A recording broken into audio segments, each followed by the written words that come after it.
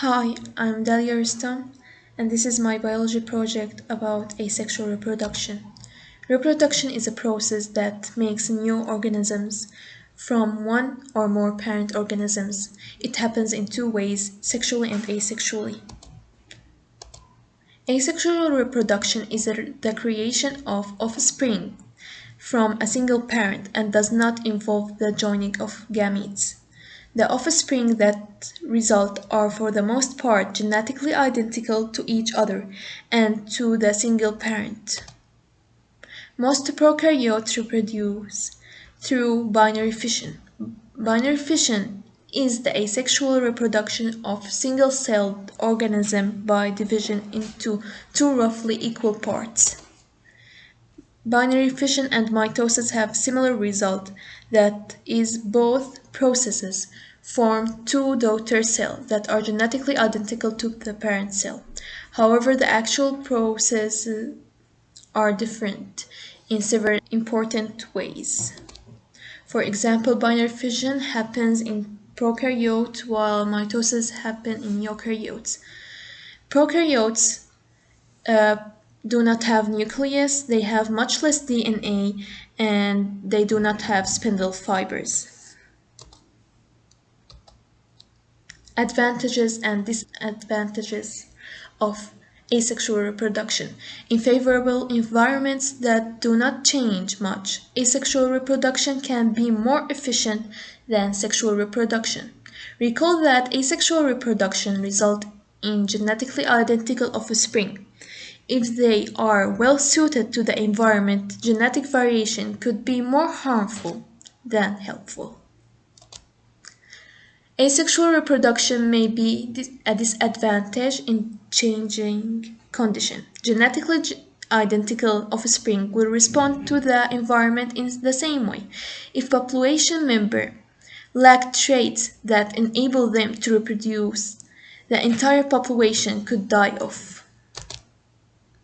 Sexual reproduction increases the genetic diversity, which raises the chances that at least few individuals will survive or even thrive into changing condition.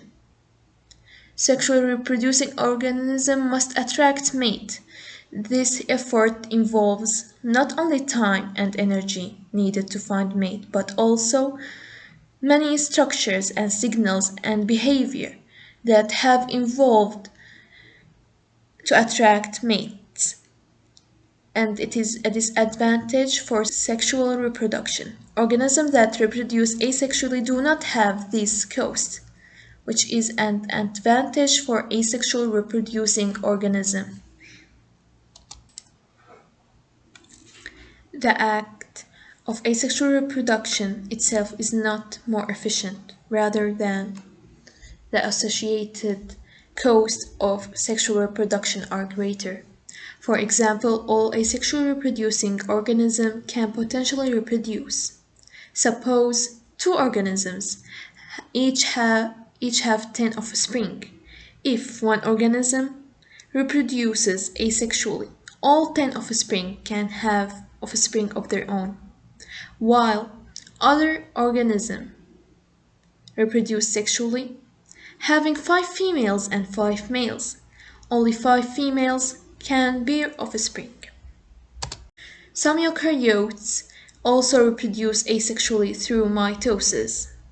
Example, a new plant growing from stem cutting, or a new sea star growing from the arm of another one. These are new organisms are the result of meiotic reproduction and are therefore genetically the same as the parent organism. Meiotic reproduction is especially common in simpler plants and animals. It occurs in both multicellular and unicellular eukaryotes. It can take several forms, including budding, fragmentation, and vegetative reproduction. Budding is a small projection grows on the surface of the parent organism, forming a separate new individual. This new organism may live independently or attach as a part of a colony. Hydras and some type of yeast reproduce by budding. Fragmentation is when a parent organism split into pieces, each of which can grow into a new organism. Example of fragmentation reproducing organism are flatworms and sea star. Vegetative reproduction. Many plants, including strawberries and potatoes, reproduce by vegetative reproduction.